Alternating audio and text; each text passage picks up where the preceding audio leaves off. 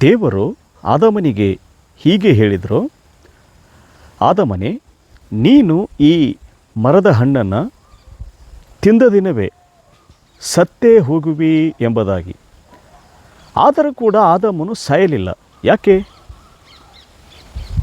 ಇದರ ಕುರಿತಾಗಿ ನಾವು ಎಂದಾದರೂ ಯೋಚಿಸಿದ್ದೇವೆಯಾ? ಹಾಗಾದರೆ ಈ ಒಂದು ವಾಕ್ಯದ ಸಾರಾಂಶವನ್ನು ತಿಳಿದುಕೊಳ್ಳೋಣವೇ? ಬನ್ನಿ.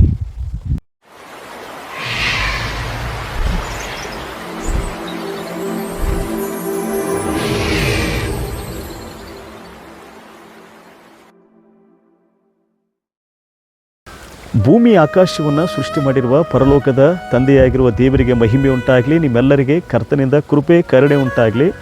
ಕ್ರಿಸ್ತನಲ್ಲಿ ಆತ್ಮೀಯ ಸಹೋದರ ಸಹೋದರಿಯರೇ, ನೀವೆಲ್ಲರೂ ಹೇಗಿದ್ದೀರಿ?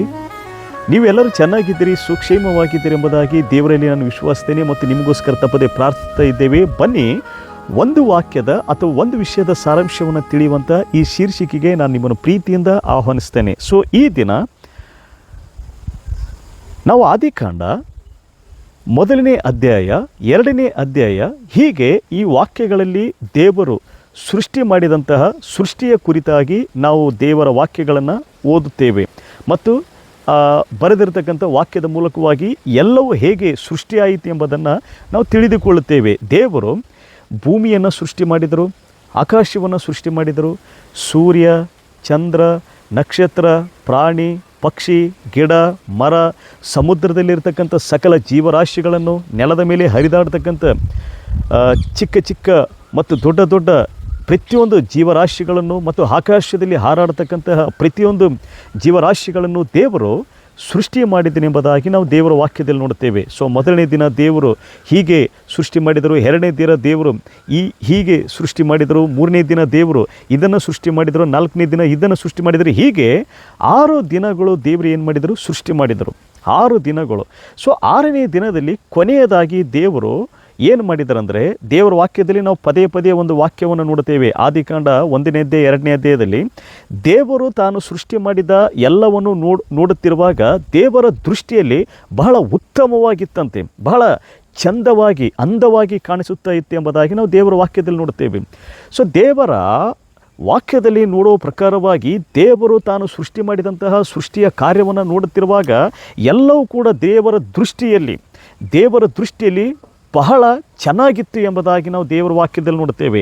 ಆಗ ಕೊನೆಯದಾಗಿ ದೇವರು ಏನು ಮಾಡಿದರಂದರೆ, ಇದು ಎಲ್ಲದರ ಮೇಲೆ ದೊರೆತನ ಮಾಡುವುದಕ್ಕಾಗಿ, ಎಲ್ಲವನ್ನು ನೋಡಿಕೊಳ್ಳುವುದಕ್ಕಾಗಿ ಮತ್ತು ವ್ಯವಸಾಯ ಮಾಡುವುದಕ್ಕಾಗಿ ದೇವರು ತನ್ನ ಸ್ವರೂಪದಲ್ಲಿ ತನ್ನ ಹೋಲಿಕೆಗೆ ಸರಿಯಾಗಿ ನೆಲದ ಮಣ್ಣಿನಿಂದ ಮನುಷ್ಯನನ್ನು ರೂಪಿಸಿ ಅವನ ಮೂಗಿನಲ್ಲಿ ಜೀವ ಶ್ವಾಸವನ್ನು ಊದಿದನೆಂಬುದಾಗಿ ನಾವು ದೇವರ ವಾಕ್ಯದಲ್ಲಿ ನೋಡುತ್ತೇವೆ. ಸೊ ದೇವರು ಈ ಕಾಣುತ್ತಿರುವಂಥ ಪ್ರತಿಯೊಂದು ಈ ಸೃಷ್ಟಿಯನ್ನು ದೇವರು ಕೈಯಿಂದ ಸೃಷ್ಟಿ ಮಾಡಲಿಲ್ಲ, ಬದಲಾಗಿ ಬಾಯ ಉಸಿರಿನಿಂದ ಅಥವಾ ತನ್ನ ಮಾತುಗಳಿಂದಲೇ ಪ್ರತಿಯೊಂದುಗಳನ್ನು ಕೂಡ ಏನು ಮಾಡಿದ ದೇವರು ಸೃಷ್ಟಿ ಮಾಡಿದನೆಂಬುದಾಗಿ ನಾವು ದೇವರ ವಾಕ್ಯದಲ್ಲಿ ನೋಡುತ್ತೇವೆ. ಆದರೆ ದೇವರು ಮನುಷ್ಯನನ್ನು ತನ್ನ ಅಮೂಲ್ಯವಾಗಿರ್ತಕ್ಕಂಥ ಪರಿಶುದ್ಧವಾದಂಥ ಕರಗಳಿಂದ ಕುಂಬಾರನು ಹೇಗೆ ಮಡಿಕೆಯನ್ನು ರೂಪಿಸುತ್ತಾನೋ ಹಾಗೆ ಮನುಷ್ಯನನ್ನು ನೆಲದ ಮಣ್ಣಿನಿಂದ ರೂಪಿಸಿ ಅವನ ಮೂಗಿನಲ್ಲಿ ಜೀವ ಶ್ವಾಸವನ್ನು ಊದಿದನೆಂಬುದಾಗಿ ನಾವು ದೇವರ ವಾಕ್ಯದಲ್ಲಿ ನೋಡುತ್ತೇವೆ. ಸೊ ದೇವರು ಅವರನ್ನು ಆದಾಮನನ್ನು ಸೃಷ್ಟಿ ಮಾಡಿದ ಮೇಲೆ ಆದಾಮನಿಗೆ ಸರಿ ಬೀಳುವಂಥ ಸಹಕಾರಣಿ ಕಾಣಲಿಲ್ಲ ಎಂಬುದಾಗಿ ನಾವು ದೇವರ ವಾಕ್ಯದಲ್ಲಿ ನೋಡುತ್ತೇವೆ. ಆಗ ದೇವರು ಏನು ಮಾಡಿದರು? ಆದಾಮನಿಗೆ ಗಾಢವಾದಂಥ ನಿದ್ರೆಯನ್ನು ಬರಮಾಡಿ ಅವನ ಪಕ್ಕೆಯ ಎಲುಬುಗಳಿಂದ ಒಂದು ಎಲುಬನ್ನು ತೆಗೆದರು, ಮಾಂಸದಿಂದ ಸ್ವಲ್ಪ ಮಾಂಸವನ್ನು ತೆಗೆದು ದೇವರು ಸ್ತ್ರೀಯಾಗಿ ಮಾಡಿದರು ಎಂಬುದಾಗಿ ನಾವು ದೇವರ ವಾಕ್ಯದಲ್ಲಿ ನೋಡುತ್ತೇವೆ. ಸ್ತ್ರೀ ಪುರುಷನ ಎಲುಬಿನಿಂದ ಮತ್ತು ಮಾಂಸದಿಂದ ತೆಗೆಯಲ್ಪಟ್ಟಿದ್ದಾಳೆ ಎಂಬುದಾಗಿ ದೇವರ ವಾಕ್ಯದಲ್ಲಿ ನಾವು ನೋಡುತ್ತೇವೆ. ಈಗ ಒಂದು ವಿಷಯ ಆಲೋಚಿಸುವುದಕ್ಕೆ, ತಿಳಿದುಕೊಳ್ಳುವುದಕ್ಕೆ ಏನೆಂದರೆ, ದೇವರು ಹವ್ವಳನ್ನು ಸೃಷ್ಟಿ ಮಾಡುವುದಕ್ಕಾಗಿ ಆದಾಮನ ಪಕ್ಕೆಯ ಎಲುಬಿನಿಂದ ಒಂದು ಎಲುಬನ್ನು ತೆಗೆದ. ಪುರುಷನಿಗೆ 206 ಎಲುಬುಗಳಿದೆ, ಸ್ತ್ರೀಗೆ 207 ಎಲುಬುಗಳಿದೆ. ಹಾಗಾದರೆ ಈ ಒಂದು ಪ್ರಶ್ನೆ ಸತಿವೇದದಲ್ಲಿ ಆದಾಮನ ಪಕ್ಕೆಯಿಂದ ಒಂದು ಎಲುಬನ್ನು ತೆಗೆದರು ಅಂತ ದೇವರ ವಾಕ್ಯದಲ್ಲಿ ನೋಡ್ತೀವಿ. ಅದನ್ನು ತೆಗೆದುಕೊಂಡು ಸ್ತ್ರೀಯಾಗಿ ಮಾಡಿದರು ಅಂತೇಳಿ. ಪುರುಷನಿಗೆ 206 ಇದೆ, ಸ್ತ್ರೀಗೆ 207 ಇದೆ. ಇದನ್ನು ಯೋಚನೆ ಮಾಡಿ. ಮತ್ತು ದೇವರು ಅವರನ್ನು ಸೃಷ್ಟಿ ಮಾಡಿ ಏದೇನ್ ತೋಟದಲ್ಲಿ ತೆಗೆದುಕೊಂಡು ಹೋಗಿ ಇಟ್ಟು ಹೇಳಿದರು, ಈ ತೋಟದಲ್ಲಿರ್ತಕ್ಕಂಥ ಎಲ್ಲ ಮರಗಳ ಹಣ್ಣುಗಳನ್ನು ನೀವು ಯಥೇಚ್ಛವಾಗಿ ತಿನ್ನಬಹುದು, ಆದರೆ ಒಳ್ಳೆಯದರ ಕೆಟ್ಟದರ ಅರಿವನ್ನು ಹುಟ್ಟಿಸುವ ಮಾತ್ರ ಈ ಮರದ ಹಣ್ಣನ್ನು ಮಾತ್ರ ತಿನ್ನಲು ಕೂಡದು, ಮುಟ್ಟಲು ಕೂಡದು. ತಿಂದ ದಿನವೇ ನೀವು ಸತ್ತು ಹೋಗುವಿರಿ ಎಂಬುದಾಗಿ ದೇವರು ಹೇಳಿದರು. ಸೊ ಸೈತಾನನು ಏದೇನ್ ತೋಟದಲ್ಲಿ ಪ್ರವೇಶಿಸಿ ಆದಾಮ ಅವ್ವಳು ದೇವರಿಗೆ ವಿರೋಧವಾಗಿ ಪಾಪ ಮಾಡುವ ಹಾಗೆ ಪ್ರೇರಿಸಿದ.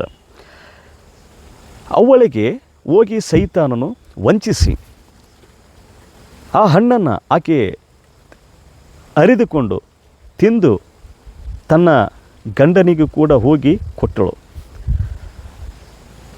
ಆದಾಮನು ಆ ಹಣ್ಣನ್ನು ತೆಗೆದುಕೊಂಡು ಕಚ್ಚಿ ತಿಂದು ನುಂಗುವಂಥ ಸಮಯದಲ್ಲಿ ಆಗ ಅವನಿಗೆ ನೆನಪು ಬಂತು.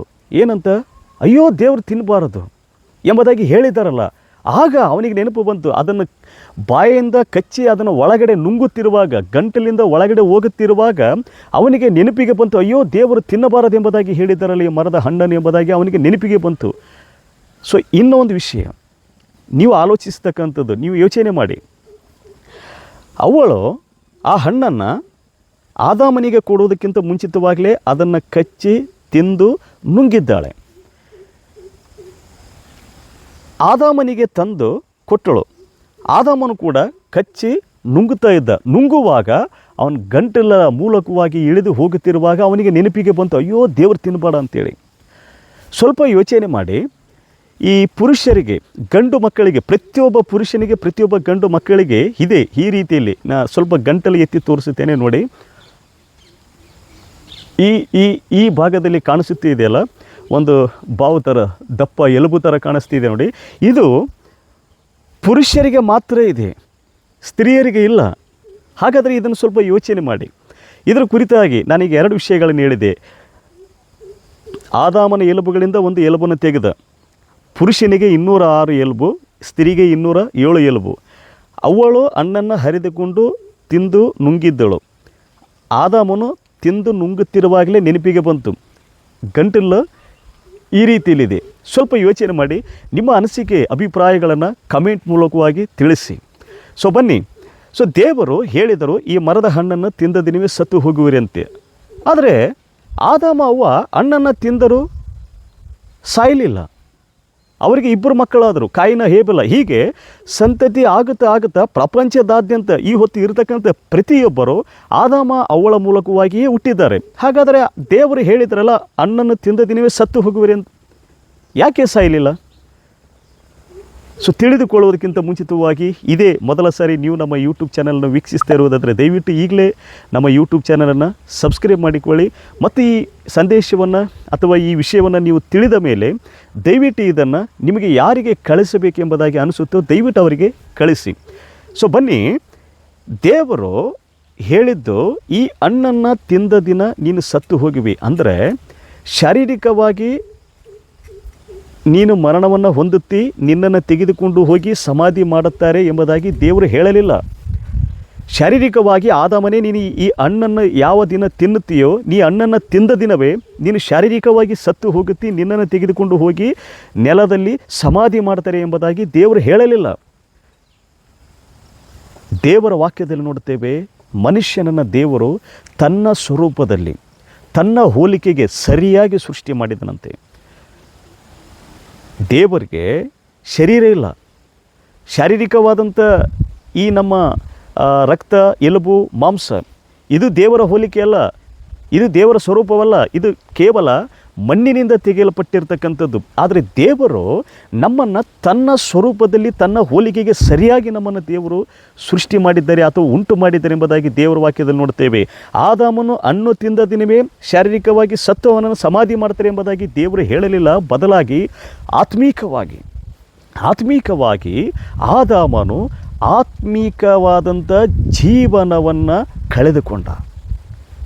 ಆತ್ಮೀಕವಾಗಿ ಅವನು ಸತ್ತು ಹೋದ. ಆತ್ಮೀಕವಾಗಿ ಮರಣವನ್ನು ಹೊಂದಿದ ಎಂಬುದಾಗಿ ನಾವು ದೇವರ ವಾಕ್ಯದಲ್ಲಿ ನೋಡ್ತೇವೆ.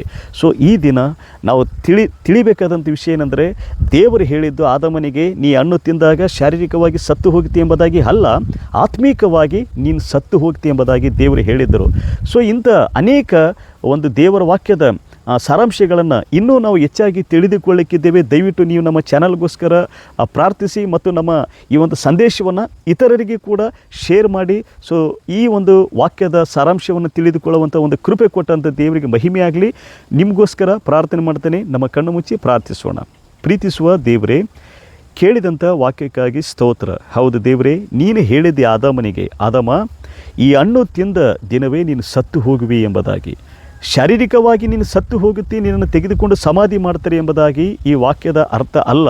ಆದರೆ ದೇವರೇ, ನೀನು ಆತ್ಮೀಕವಾಗಿ ಆದಾಮನೇ ಸತ್ತು ಹೋಗ್ತಿ ಎಂಬುದಾಗಿ ನೀನು ಹೇಳಿದ್ದಿ ಕರ್ತನೆ. ಹೌದು ಕರ್ತನೆ, ಇಂಥ ಒಂದು ವಾಕ್ಯದ ಒಂದು ಸಾರಾಂಶವನ್ನು ನಾವು ತಿಳಿದುಕೊಳ್ಳುವಂಥ ಕೃಪೆ ಕೊಟ್ಟಿದ್ದಿ.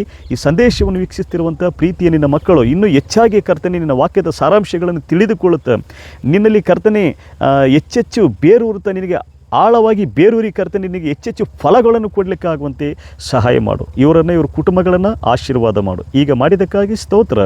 ಎಲ್ಲ ಮಹಿಮೆ ನಿನಗೆ ಸಲ್ಲಲಿ. ಪ್ರಾರ್ಥನೆ ಯೇಸುವೆ ನಿನ್ನ ನಾಮದಲ್ಲಿ ಬೇಡಿಕೊಳ್ಳುತ್ತೇವೆ. ಆಮೈನ್. Praise the Lord. ಕರ್ತನೆ ನಿಮ್ಮೆಲ್ಲರನ್ನ ಆಶೀರ್ವದಿಸಲಿ.